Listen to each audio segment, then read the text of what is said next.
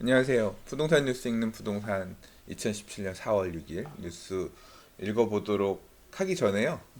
혹시 어저께 이 저녁에 이거 보셨나요? 어제 생방으로 유튜브 라이브로 예, 부동산 스터디 카페 회원이신 최고의 투자님이랑 어, 대화 최고의 투자님을 모시고 이제 부동산 어떤 투자하셨는지 뭐 지금 눈여겨보고 계신 게 어떤 건지 이런 얘기 나눴었는데 개인적으로는 되게 제가 잘 모르던 부분에 대해서 많이 정보를 얻을 수 있었고 또 이런 부분을 그렇게 많이 요새 투자를 하려고 지역 발품을 팔고 계시는 분들은 좀 생각하고 있구나 그걸 느낄 수 있는 영상이었거든요.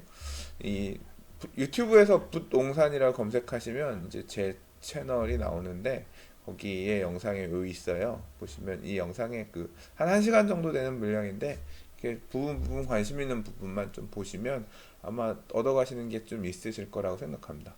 동대문구 이문 휘경 뉴타운에 대한 얘기들 좀 있었고요. 그다음에 구성남 재개발 얘기 좀 있었고, 그다음 2030 서울 어떤 그 큰 계획을 바탕으로 어떤 부분 집중하고 있는지 얘기들 해주셨거든요. 그래서 한번 좀 읽어보는 게 아니라 한번 영상 보시면 좀 도움되는 부분이 있을 것 같아요. 뉴스 그럼 읽어보도록 하겠습니다. 처음 꼽아본 기사는 국제 고덕 신도시예요. 지금 올해 분양, 그러니까 저는 지금이 약 한 2004년이랑 되게 느낌이 비슷해요. 2004년에 뭐가 있었냐면 어 1기 신도시, 1기 신도시, 2기 신도시 중에 하나였던 동백이 한 2002, 3년 정도의 분양이 얼추 마무리되고 이제 동탄 신도시가 2004년에 본격적으로 분양을 하면서 많은 진짜 그 시장 수도 그 택지 신도시 분양 시장을 되게 이끌어갔거든요. 2004년에 되게 허허벌판이었던 모델하우스 보러 동탄까지 제가 갔던 기억이 나요. 동탄 시범단지 청약하고 물론 뭐 청약한다고 해서 되는 게 아니었기 때문에 그 당시에 안 됐었습니다만 지금은 고덕 신도시를 보는 느낌이 많이 비슷합니다. 제 개인적으로는요. 고덕이 좀 분양가가 요즘 시점에서 비싸다라고 평가가 나오기도 했지만 실제 뭐 비싼지 싼지는 청약 열어보면 뚜껑 열어보면 알거든요.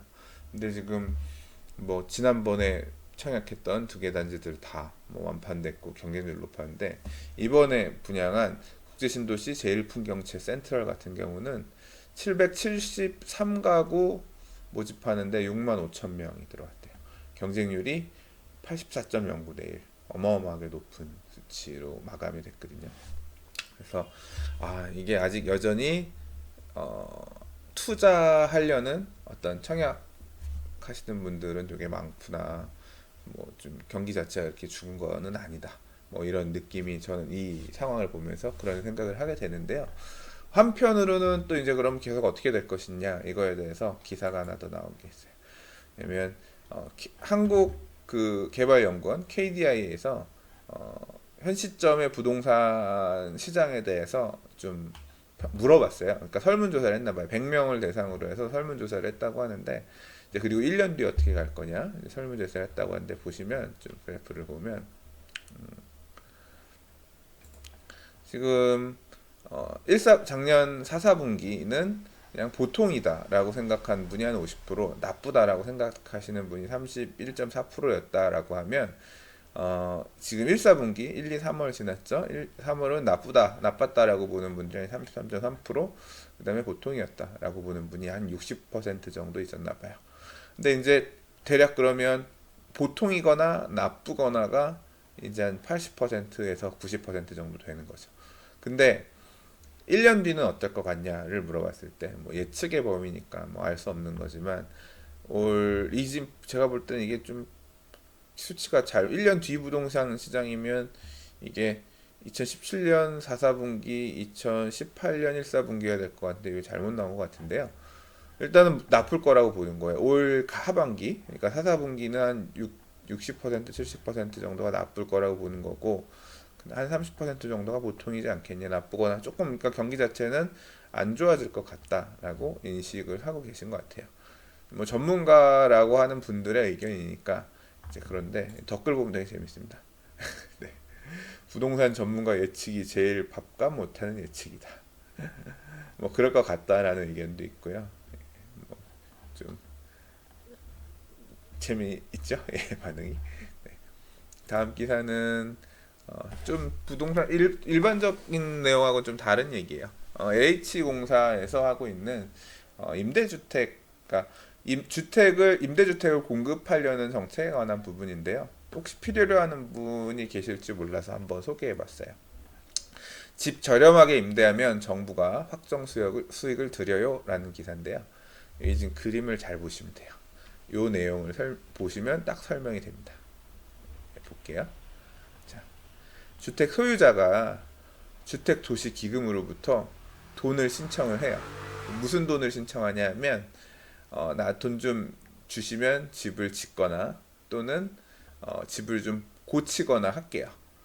하려고 돈을 빌려주는 거예요. 얼마까지 빌려달라고 하냐면 여기 보시면 이제 기존에도 있었던 건데 이번에 바뀌는 내용이에요. 다가구 주택 같은 경우는 2억 또는 2억 플러스 1억까지 해서 금리가 2억까지는 연 1.5% 금리고요. 그다음 추가되는 1억은 2.5% 금리예요. 그러니까 금리가 되게 싸죠. 엄청나게 싸죠. 이 금액을 누가 빌려주느냐? 예, 주택 도시 기금이 빌려준다는 얘기예요. 그럼 그 돈을 받아서 내가 임대를 하겠습니다. 어떻게? 취약계층 임대를 하겠다라는 조건을 걸어서 빌리는 거예요. 그러면 이제 LH 또는 이제 그 집을 그렇게 하는 것도 있고 보면 매입하는 것도 있고 개량하는 부분도 포함이 돼요. 짓는 것뿐 아니라 이렇게 해서 하면 직접 임대를 하지 않고요. LH한테다가 위탁 임대 계약을 맺어요. 그러니까 임대를 내가 직접 안 하고 LH 네가 임대를 놔달라. 그리고 놓는데 임대료를 비싸게 받지 말고 주변 시세에 원래는 80%였는데 85%까지 올라갔대요. 85% 정도 임대를 놔서 그럼 내가 임대료를 85% 정도만 시세에 85% 정도만 세를 받아도 나는 좋겠다. 그러면 결국 임대료를 싸게 줄 수 있으면 어떻게 돼요? 임차인은 그 집에 LH공사를 통해서 싸게 임대를 들어가는 거죠. 임대료는 임대인한테 직접 내는 게 아니라 LH공사에 내는 거고요. 이게 집이 벼 있어도 임대료는 LH에서 준대요. 무조건. 그래서 그러니까 정확하게 얘기하면 임대료에서 분할 상환액을 빼고 위탁 수수료를 빼고 나머지를 주는 거죠. 그러니까 요런 제도가 있다는 거예요. 그러니까 굉장히 저리로 돈을 빌려 쓸 수 있다는 장점이 있고 임대인 입장에서는 그리고 공실 리스크가 없는 거죠. 이렇게 LH에서 돈을 준다고 하는 거니까. 근데 이제 위탁 수수료랑 돈을 빌렸으니까 이제 분할 상환하는 돈은 이제 빼고 준다는 거고요. 뭐 이런 방식의 사업자를 그러니까 이걸 하려고 하는 건 뭐냐면 LH 공사는 공사잖아요. 그러니까 주택 공급을 통해서 임대료를 좀 안정화시키고 하고자 하는 건데 이제 LH가 무조건 집을 사거나 지을 수만은 없는 노릇이고 또 LH가 뭐 아파트는 짓지만 단독주택이나 이런 다가구 주택은 안 짓잖아요. 그러니까 이렇게 기존에 있는 주인들을 일단 준공공이라고 할 수 있겠네요. 좀 끌어들여서 좀 저렴하게 임대하는 주택을 이런 식으로 좀 늘려가겠다라는 방침인데 연내 1000가구가 뭐 공급 목표라고 하니까 그렇게 막 절대적으로 많은 수치는 아니에요. 그런 얘기입니다. 지금 좀 전에 보신 뭐 같은 기사고요. 이거는 그냥 분양 기사 짤막하게 홍보 기사죠. 예. 강북의 도심권에 연말까지 3,600가구가 분양할 예정이고 이 물량이 5년 내 최대 물량이라 그래요. 지금 올해 분양 나올 때 중에 지금 보고 있는 지역, 주요로 꼽고 있는 지역, 여기서 광고하고 싶은 지역이겠죠. 네. 용산, 마포, 성동, 종로구, 강북 도심 지역이 되게 여기가 높은 데인데 분양 나올 만한 데가 뭐 성수동 이건 엊그저께도 읽었던 것 같아요. 아크로 서울 포레스트 뭐 평당 5천만 원 넘게 분양한다고 했던 거기고 이것 여기도 다 얘기했던 곳입니다. 마포구 염리동의 염리 3구역 마포 그랑자 중에 일반 분양이 한 436가구 전체 1671세대 중에서 430개 정도가 나올 거라고 하고 부가의 뉴타운 1구역이 3개 구역이 있죠. 여기도 얘기했었어요. 1-1, 1-1-3이 있는데 1-3구역은 지금 입주했거나 하고 있는 이편한 세상 신촌이고요. 그다음에 1-2구역은 아현역 푸르지오라고 분양했어요. 그래서 거기 벌써 입주를 예전에 했고요. 마지막으로 1-1구역이 이제 부가현 힐스테이트인데 제 2대에 끼고 있고, 아현 쪽에서는 그래도 지하철역에서는 제일 멀어요. 그렇긴 한데 여기가 현대건설이 시공사였거든요. 옛날에 1004세대였는데, 그래서 딱 저는 1-1구역 하면 항상 천사가 생각났었는데, 전체 세대수가 1226가구로 세대수가 좀 늘었네요. 그래서 6월달 정도에 분양이 나올 거다라고 합니다. 네, 뭐 분양 얘기 잠깐 읽어봤고요. 그리고 오늘은 요 얘기로 마무리를 하도록 할게요.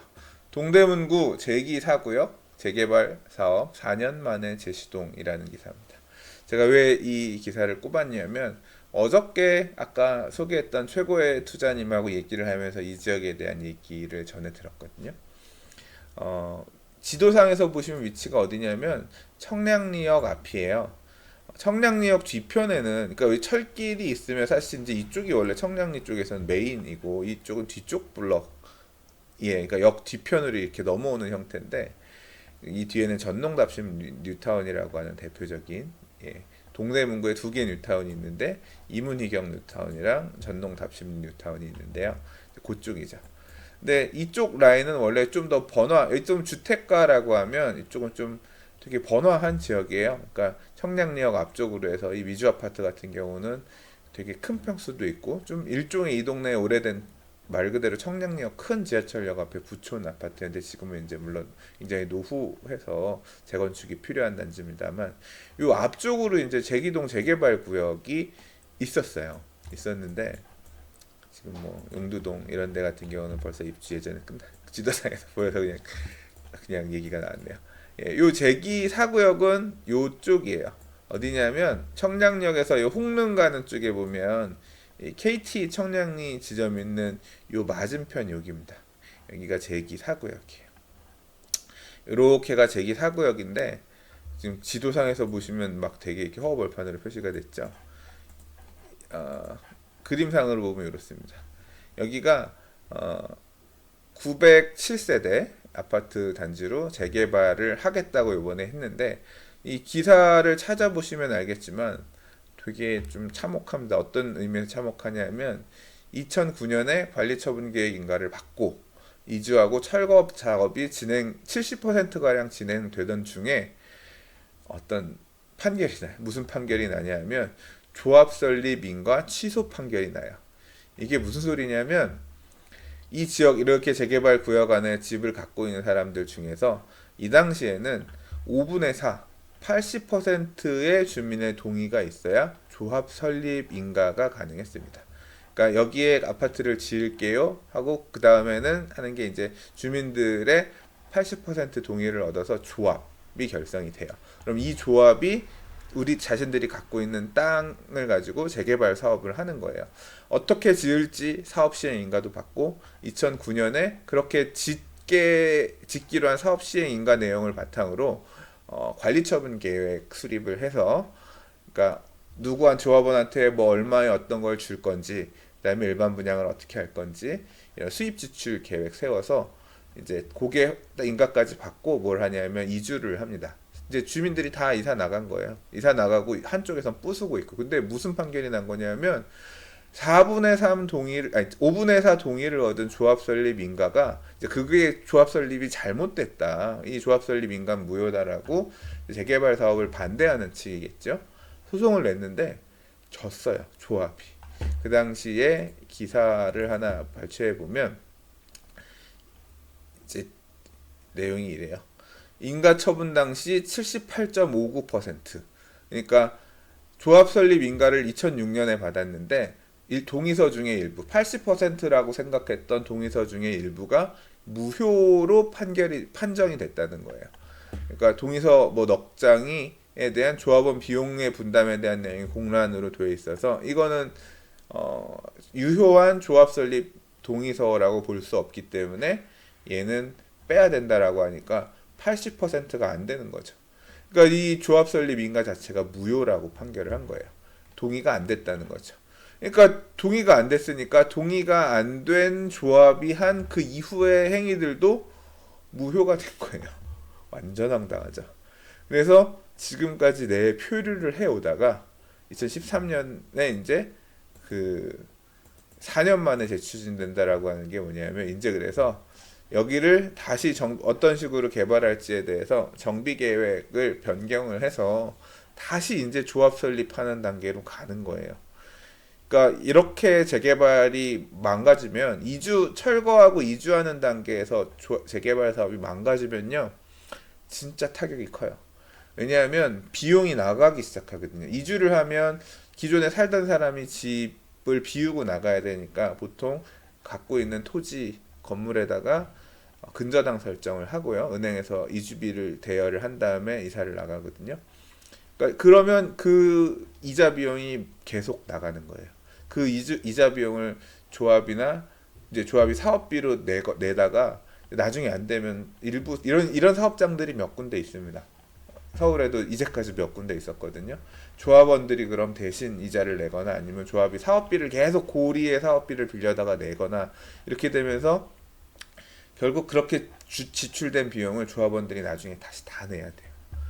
그래서 지금 뭐 이런 식으로 관리처분 계획 인가 이후에 이주하는 단계에서 소송이 걸리면서 여기는 이제 조합이 무효가 되지는 않았지만 이제 소송이 걸리면 사업이 지연되면서 추가 부담금이 막 7천만 원, 조합원 한 명당 7, 8천만 원씩 나온 재개발 사업장들이 덜어 있습니다. 지난 2008, 9년, 2009년, 8년, 9년에 이주한 사업장들 중에서 그런 아픔을 겪고 입주한 아파트들이 덜어 있어요. 그래서 이제 그러니까 이렇게 이런 부분이 되게 뼈 아프다 그 말씀을 드리고 싶어서 사실 이 내용을 꼽았고요. 그 기사를 조금 찾아보니까 그래요. 이게 서울시 입장에서도 되게 큰 문제거든요. 그러니까 재개발 가다가 이 조합원들도 다 이제 망가지는 거잖아요. 인생이 망가지는 거예요. 집 한 채 갖고 살았는데 아파트는 저지지도 못하고 왜냐하면 조합이 지금 무효라고 하니까 다시 조합을 설립해야 되는데 언제 그거 하냐 이거죠. 그랬더니 이제 SH공사 서울시에 하나에 있는 SH공사랑 현대건설 SH공사는 그 실제로 아파트를 짓는 회사는 아니고요. 이제 행정적인 업무를 하는 거고 보통 건설 회사를 데리고 와서 건설 회사가 이제 짓거든요. SH공사에서 아파트를 지으면 현대건설하고 SK공사하고 제2 4구역이 보니까 1월 달에 MOU 계약을 체결했어요. 얘네가 뭐 시공사로 하고 그 다음에 아파트 어떻게 지을지가 지금 요번에 정비계획 수립한 거잖아요. 이 내용들을 짓기 시작하면 남은 물량, 그러니까 이게 조합원들이 받고 남는 물량을 일반에 분양하도록 하고 있는데요. 그 물량을 SH공사가 다 떠안겠다는 거야. 그러니까 다 사줄 테니까 우리가 다 사줄 테니까 빨리빨리 해라. 뭐 이런 거죠. 그런 부분들이 이미 정해진 상태예요. 보니까. SH공사는 정비사업으로 공급되는 일반 분양분 400여 세대를 일괄 매입한다는 계획이다. 건설사는 사업 예측이 가능해져서 미분양 리스크가 사라지고 설계 감리비들 등 각종 부대 비용을 절감할 수 있다. 그래서 주민들은 추가 부담금이 사전에 확정되므로 시공비 인상이나 미분양에 대한 추가 부담금 문제가 없어진다. 이게 사실 그래도 지난 몇 년간 쌓여 있는 어떤 비용들, 지출된 비용들이 있기 때문에 물론 조합원들 입장에서는 손해겠죠. 손해가 있을 거예요. 이제 그 부분을 이제 해결하기 위해서 이렇게 미리 이제 관이랑 공사랑 같이 이제 건설회사까지 끼고 판을 짜놓고 지금 이제 정비계획 변경을 한 거기 때문에 아마도 빠른 속도대로 가겠죠. 구역 지정 변경했으니까 빨리 조합 설립하고요. 이제 조합 설립이 75%로 4분의 3으로 동의율은 내려갔거든요. 하고 빨리 사업 시행인가 받아서 관리처분까지 가면 뭐 여기 이제 좀 빨리 치유가 되지 않을까. 남은 거는 이제 조합하고 공관의 손에 달려 있다고 할 수 있겠죠. 오늘은 대충 이렇게 한 19분, 20분 정도 뉴스를 읽어봤습니다. 오늘은 목요일이죠. 내일 금요일 하루 또 있네요. 내일 또 다른 뉴스로 뉴스 읽어보면서 인사드리도록 하겠습니다. 부동산 뉴스 읽는 부동산이었습니다. 감사합니다.